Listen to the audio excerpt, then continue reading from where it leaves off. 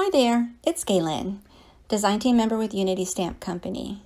Today I have a card with grapes. It's going to be a get well or sympathy card or something for support, and it's with grapes and heat embossing and watercolor. For the stamping, I'm using a stamp by Unity called The Vine, and it's designed by Gracioli Design. It's beautiful. It's got this one large grape vine stamp, and I'm using also a smaller sentiment from that kit.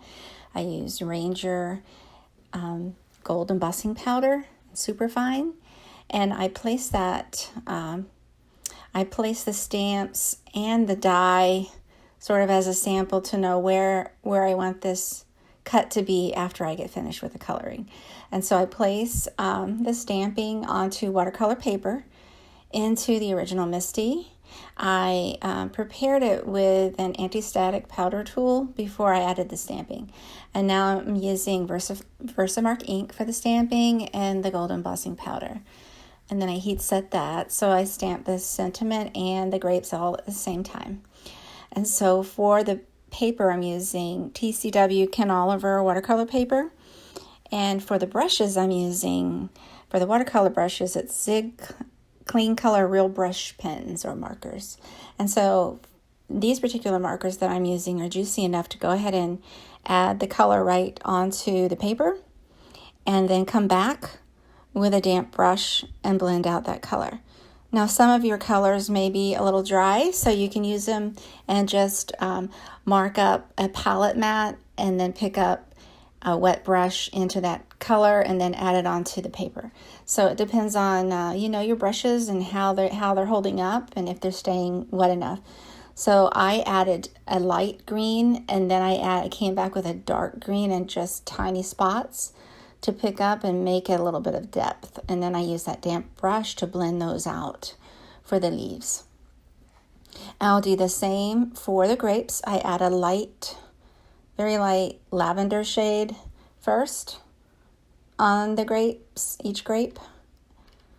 And I do that direct to paper because these particular markers, in my case, the ones I'm using now, are juicy enough to go ahead and allow enough time to color in that light color before adding the water. And so I felt like it was staying wet enough, so I went ahead and added a little bit of darker purple as an accent where there might be shadows or darker areas of the grape. So I do that for each grape.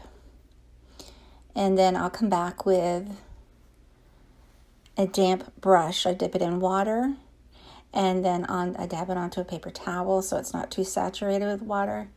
And then I blend out each of those grapes, blend that darker purple into the lighter purple, but not all the way, just partially.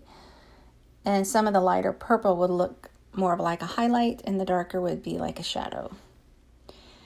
And so using watercolor with heat embossing helps keep the water in place and the color in place without moving too much outside the stamp area, which I love. And so that is an easy way to watercolor. I would recommend, if you're new to watercoloring, start with heat embossing and then add watercolor.